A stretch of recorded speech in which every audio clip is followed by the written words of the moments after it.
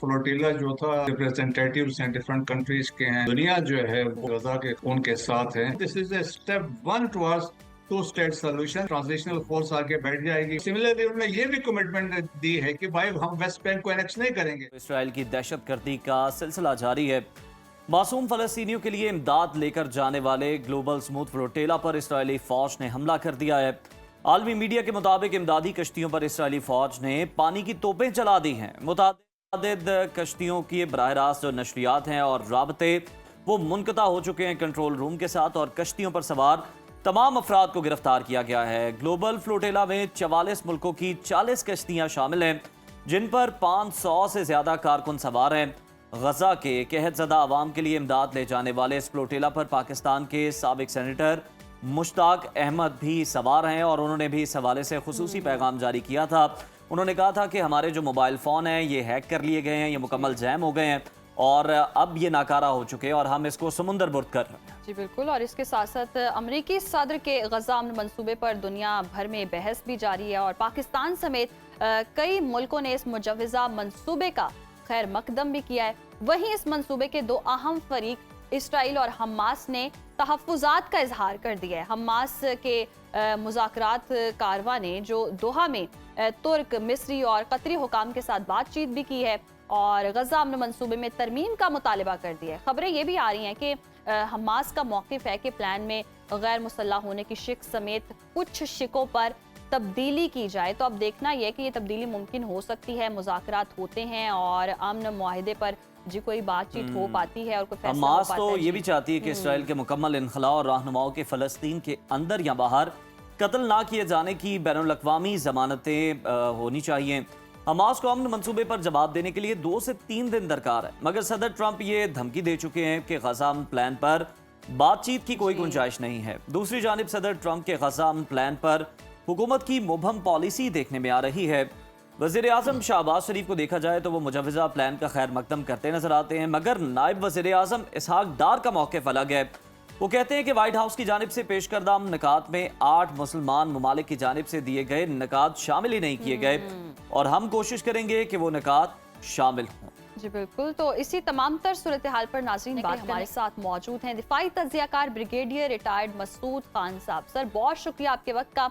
Welcome to सुनो पाकिस्तान। सबसे पहले तो ये बताइएगा कि इस्राएली दहशतगर्दी की इंतहा हो गई है, वार्निंग के बावजूद भी इमदाद ले जाने वाले ग्लोबल स्मूथ फ्लोटेला पर हमला किया गया है और तमाम अफराद को गिरफ्तार भी कर लिया गया है। इसके खिलाफ कई मुल्कों ने मुजाहरे भी शुरू कर दिए हैं, इस पर आप क्या कहेंगे? जी हाँ, बहुत शुक्रिया। देखें, ये बेसिकली एरोगेंस से जो रूट बिहेवियर है वो एक मैसेज वो भी देना चाहते हैं कि चाहे आप ज़मीन से आए, समंदर से आए, एयर से आए, हम आपको स्टिल भी हम अलाउ नहीं करेंगे, क्योंकि उनको जो सपोर्ट हासिल है जिसकी वजह से वो कर रहे हैं, तो वो उसका एक मैसेज है। लेकिन फ्लोटिला जो था अभी जो ऑलमोस्ट 46 किलोमीटर शॉर्ट ऑफ गजा है, और देखिए ये सिंबॉलिक है, और इसमें रिप्रेजेंटेटिव्स हैं डिफरेंट कंट्रीज के हैं, और इसमें 500 के करीब लोग हैं, और ये बेसिकली मेडिसिन्स और पानी लेके जा रहे थे। एक सिंबॉलिक जेस्चर शो कर रहे थे कि दुनिया जो है वो फ़लस्तीनी मजलूम जो लोग हैं गजा के खासतौर पे उनके साथ हैं, और इसमें मेजॉरिटी देखा जाए तो वेस्टर्न कंट्रीज के लोग हैं, तो वो एक बड़ा अच्छा जेस्चर उस पॉइंट ऑफ व्यू से था।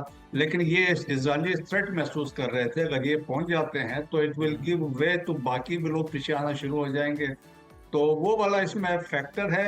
लेकिन एक message across the globe convey हुआ है, और जिस तरह वेस्टर्न कंट्रीज में हमने एक बड़ा पॉजिटिव देखा है कि वहाँ पे जो प्रोटेस्ट ज़्यादा हुए हैं, और जिस तरीके से ये लोग आए, जिसमें इसमें भी फ्लोटिला में स्वीडिश जो एक क्लाइमेट चेंज एक्टिविस्ट है वो इसमें शामिल है, तो बहुत सारे लोग हैं कि अपना आप को वो इसमें इन्वॉल्व किया, जेस्चर दे रहे हैं कि अपनी सपोर्ट शो कर रहे हैं। सो उससे पब्लिक ओपिनियन जो है स्पेशली वेस्ट में मैंने देखा है कि वो बड़ा स्ट्रांग है। दैट्स वाई आपने देखा होगा कि वेस्टर्न कंट्रीज से लगातार वो फ़लस्तीन को as a independent state recognize करते जा रहे हैं। जी बिल्कुल। मसूद साहब, वज़ीर आज़म ने ट्रंप के गजा अमन प्लान का तो खैर मकदम किया है, मगर नायब वज़ीर आज़म इसहाक डार ये कहते हैं कि ये वो प्लान ही नहीं है जो मुस्लिम ममालिक की जानिब से दिया गया था। इस इबहाम की वजह आप क्या समझते हैं? हुआ ये है, देखिए जी, इनिशियल जो प्लान बना था वो 21 पॉइंट्स का था और जी 21 पॉइंट्स में सब एग्री कर गए थे, और जी। जिसमें 21वां पॉइंट बताते हैं टू स्टेट सोल्यूशन ही का था। हम्म, लेकिन जब नेतन्याहू वहां पे पहुंचे, वहां पे जब ये प्लान डिस्कस हुआ, तो नेतन्याहू ने फिर इसमें चेंजेस करवाए, क्योंकि उसको खतरा है कि फार राइट वाले जो बाकी लोग हैं, मेरे लिए तो बड़ा मसला होगा। डिस्पाइट द चेंजेस, आपने देखा होगा कि फार राइट के लोग हैं जो इसराइल में जो हार्ड लाइनर्स हैं, उन्होंने इसको एक्सेप्ट नहीं किया है। हम्म, और जिस तरीके से उनका मानना यह था कि जिस तरीके से वो चाहते हैं, ग्रेटर इसराइल की बात कर रहे हैं, एक्सपेंशन की बात कर रहे हैं, एनेक्सेशन की बात कर रहे हैं, ऑक्यूपेशन की बात कर रहे हैं, वेस्ट बैंक को लेना है, गजा को लेना है, और सऊदी अरब तक उन्होंने आना है, तो वो तो मकसद इनका इसमें पूरा नहीं होता। सो देयर फोर नेतन्याहू के लिए भी अब इसमें मुश्किलात हो सकती हैं। जी। और बाकी ये है कि जो चीजें तब्दीली इसमें आई है या डिमांड जो हमास वाले कर रहे हैं, लाइकली है, जिस तरह पाकिस्तान ने, कतर ने और तुर्किया भी इसमें शामिल है, सऊदीज भी शामिल हैं, जी। कि इसमें मॉडलिटीज को फर्दर देखें। एक दफा चीज सीज फायर हो जाए तो further modalities can be discuss. मेरे ख्याल में एक स्टेप लेने की बात है, जी। और step 1 is very important, that is cease fire है, जी। और एड का अंदर दाखिल होना। मसूद साहब, हमास ने अगर देखा जाए तो ट्रंप के गजा अमन प्लान में तरमीम का मुतालबा किया है, मगर अमरीकी सदर ये कह चुके हैं कि इस पर बातचीत की कोई गुंजाइश ही नहीं है। क्या हमास या फिर दीगर जो मुस्लिम या अरब ममालिक हैं, ये मिलकर मुजव्वज़ा अमन प्लान में कोई तब्दीलियां करा सकेंगे? के लिए ये करा सकेंगे, क्योंकि गारंटीज भी, जिस तरह साहब डार साहब ने भी बात की थी, कुछ जो दो मुस्लिम ममालिक हैं इंक्लूडिंग कतर, उन्होंने पहले से कोई अंडरस्टैंडिंग हमास से डेवलप की थी। लेकिन जो कुछ चीज़ों पर, जिस तरह हमास का सरेंडर करना है और उनको फिर की उनकी कोई रिप्रेजेंटेशन गजा में जो सेटअप बनेगा उसमें नहीं है, और ख़ास तौर पर डिसआर्मामेंट पे उस पर रिजर्वेशन है। तो मेरा मानना ये है कि जब एक दफ़ा ये स्टेप्स लिए जाएं तो इसके बाद ये चीज़ें आगे बढ़ सकती है, स्पेशली राइट। दोस्त 8 कंट्रीज जो यूएन जनरल असेंबली के साइड लाइन्स पे प्रेसिडेंट ट्रंप से मिले थे, स्टिल दे कैन प्रीवेल, और चीज़ें मॉडलिटीज डिस्कस हो सकती हैं, क्योंकि देखिए इंटरनेशनल प्रेशर बहुत ज़्यादा है, वेस्टर्न कंट्रीज का बहुत ज़्यादा, इवन अमेरिका के अंदर पब्लिक का ओपिनियन आपने देखा है वो बहुत ज़्यादा है। और ट्रंप के लिए भी मेरे ख्याल में एक अच्छा मौका है कि जिस अपने क्रेडिबिलिटी जो एस्टेब्लिश करने के लिए, जिस तरह वो क्लेम करते हैं पीस के लिए वो हैं, तो मेरा ख्याल में अगर ये चीज़ें मैनेज करके आते हैं तो उनके लिए भी फ़ायदा है, दुनिया भर के लिए। सही। अच्छा मसूद साहब, हमास ने भी मुतालबा किया है कि इसराइल के मुकम्मल इनखला और रहनुमाओं के फ़लस्तीन के अंदर या बाहर कत्ल ना किए जाने की जो बैनुल अक़वामी ज़मानतें दी जाएं, तो क्या हमास को इस तरह की कोई बैनुल अक़वामी ज़मानत मिल सकती है? बिल्कुल मिल सकती है। देखें, इसमें जो अभी जो है उसमें जो पॉइंट एक शामिल है कि हमास को उन्होंने कहा वो गजा में रह भी सकते हैं, गजा को छोड़ भी सकते हैं, गजा के अंदर आ भी सकते हैं। सो जब देखें कि जब एक ट्रस्ट एस्टेब्लिश हो जाता है between the all the groups, तो फिर ये तमाम चीजें पॉसिबल है। और सब्सिक्वेंटली मैं कहता हूँ this is a step 1 towards two state solution. देखें ना, इस पूरे वाकये के बाद जो प्लान बना है उसमें गजा को उन्होंने रिकग्नाइज किया, मान लिया कि हम इसको ऑक्युपाई नहीं करेंगे, एनेक्स नहीं करेंगे, कुछ नहीं करेंगे, it will be handed over to फलस्तीन जो गजा के लोग हैं, और एक ट्रांजिशनल फोर्स आके बैठ जाएगी। और सिमिलरली उन्होंने ये भी कमिटमेंट दी है कि भाई हम वेस्ट बैंक को एनेक्स नहीं करेंगे। सो देयर बाय इसका मतलब ये है कि वो मानते हैं कि आइडेंटिटी है फलस्तीनियों की वेस्ट बैंक में भी और गजा में। सो देयरफॉर वो इसका यही मानना है कि टू स्टेट सोल्यूशन है, अल्टीमेटली टू स्टेट सोल्यूशन पर जाएंगे। देखें, खाली अभी तक अमेरिका की सपोर्ट है, बाकी रस्ट इंटायर वर्ल्ड जो है they are with the Palestinian people.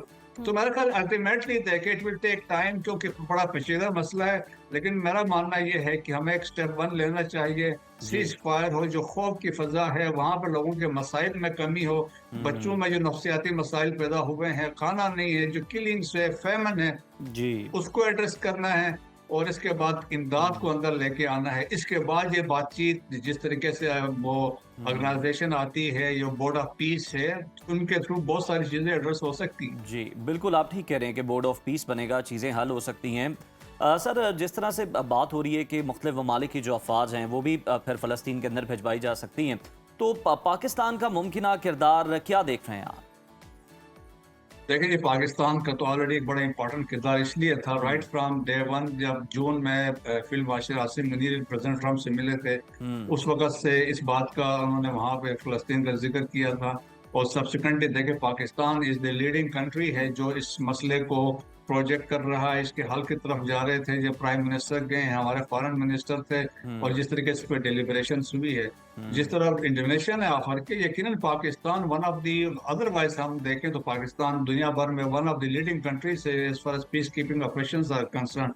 और आपको याद होगा बोस्निया में भी पाकिस्तान वाज द पहले मुल्क था जिसने अपने पीस कीपिंग फोर्सेस भेजे थे। वहां पे भी सिविल वार हो गई थी, वहां पे मैसेकर थे, वहां पे एथनिक जेनोसाइड था, लेकिन वहां पाकिस्तान आर्मी जाने के बाद चीजें स्टेबलाइज हो गई थी।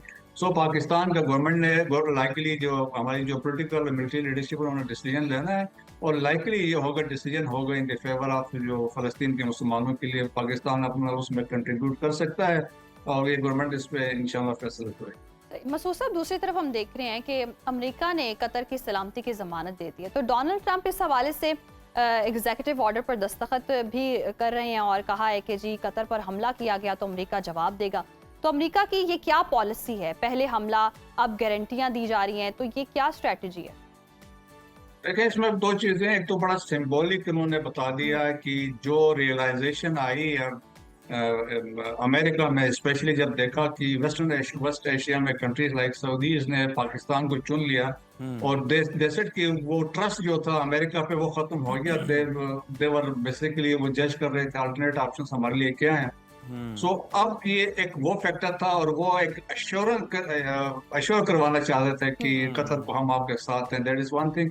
सेकंड, मेरे ख्याल में वो फोर्स सी कर रहे हैं कि फ्यूचर में अगर ये प्लान फेल होता है और स्टिल वो हमास के लोग कतर में होते हैं या कोई बातचीत चलती है कतर में, so the possibility of attacking by Israel can not be rule out. तो उस सूरत में उनको भी एक मैसेज देना चाह रहे हैं कि ये अगर कोई फ्यूचर में वायलेशन होगी तो फिर हम इनके साथ खड़े हैं। और ये भी इसमें लाइकली चांसेस है, वरना कतर को देखे किसने हमला करना है, किससे खतरा है सवाए इजराइल के। बिल्कुल, आप ठीक कह रहे हैं। ब्रिगेडियर साहब, इस पर भी कमेंट कीजिएगा। आप क्या नहीं समझते कि कोई इतनी इंसानी हमदर्दी नहीं इसराइल के अंदर जागी, उस पर बहुत ज़्यादा दबाव था जिसकी वजह से वो भी इस एग्रीमेंट की तरफ आया। और बात ये कि वो चीज़ तो अलग है कि डोनाल्ड ट्रंप से मुलाकात करके इसके अंदर अपनी मर्जी की तरामीम जो है वो शामिल करवाई, इसको चेंज करवाया। नेतन्याहू का एक वीडियो बयान बड़ा गर्दिश कर रहा है जिसमें वो ये कह रहे हैं कि जिस तरह से लोगों की हिमायत मिल रही थी, दूसरे ममालिक ऐलान कर रहे थे कि हम फ़लस्तीन को तस्लीम कर लेंगे, यूरोपीय ममालिक, तो हमने टेबल ही टर्न कर दिया है। ऐसी बात नहीं है। देखें, नेतन्याहू बहुत सख्त डिफेंसिव पे चला गया है, और मैं कहता हूँ अभी इसके बाद जब वो जाएगा, इसके लिए ये जो प्लान का एग्री करना can prove to be his Waterloo होगा इसके लिए। हम जिस तरह फार राइट वाले इसको अपोज कर रहे हैं, तो उनके लिए मसला को बहुत अंडर प्रेशर था, और बताया भी यही जा रहा है कि प्रेसिडेंट ट्रम्प ने उसको काफी सुना के ये चीजें करवाई हैं। दी ओनली थिंग, चीजें ऐड जो की है वो भी उसके कहने पे कुछ की है टू फैसिलिटेट हिम, क्योंकि उसको थ्रेट फार राइट से है। लेकिन आप देखेंगे क्योंकि ऑलरेडी बिफोर दी 7 अक्टूबर वहां पे उस पर जुडिशियल रिफॉर्म्स उसने किया था, सुप्रीम कोर्ट में इस पे करप्शन के केसेस थे, तो उससे बचने के लिए उसने वहां पे आइन में तरमीम करने की कोशिश की थी। उसके बाद ये जंग जारी जब स्टार्ट हुई तो वही वांटेड कि इसको प्रोलॉन्ग करे, इसमें और भी कंटिन्यूटी आए। अब इसका मसला ये है कि ये जेल में भी जा सकता है, गवर्नमेंट भी गिर सकती है, तो इसके लिए बहुत से मसले मसाइल इसमें हो सकते हैं। डिस्पाइट ऑल हिज एफर्ट्स, जो वो लोगों को पब्लिक ओपिनियन इजराइल के अंदर देखे, मेजॉरिटी लोग जो हैं, एक तो वो चाहते हैं कि पीस हो फलस्तीन के साथ, और सेकंड वो चाहते हैं होस्टेजेस हैं डेड आर अलाइव उनकी वापसी वो चाहते हैं। स्पेशली इवन जो यूरोप में यहूदीज बैठे हैं, देखें वो तो अमन की बातें कर रहे हैं, लेकिन ये फार राइट है, बहुत रेडिकलाइज्ड लोग हैं, और या वो लोग जो हम जिसे कहते हैं क्रिश्चियन जायोनिस्ट हैं, वो इसको सपोर्ट कर रहे हैं। लेकिन मेरा ख्याल में अल्टीमेटली देखें कि प्रेशर इजराइल पे आएगा और नेतन्याहू पे आएगा, फार राइट वालों पे आएगा। सही, ये प्रेशर इजराइल पर आएगा और डोनाल्ड ट्रंप पर भी आ सकता है। मसूद साहब हमारे साथ मौजूद थे, बहुत शुक्रिया आपके वक्त का।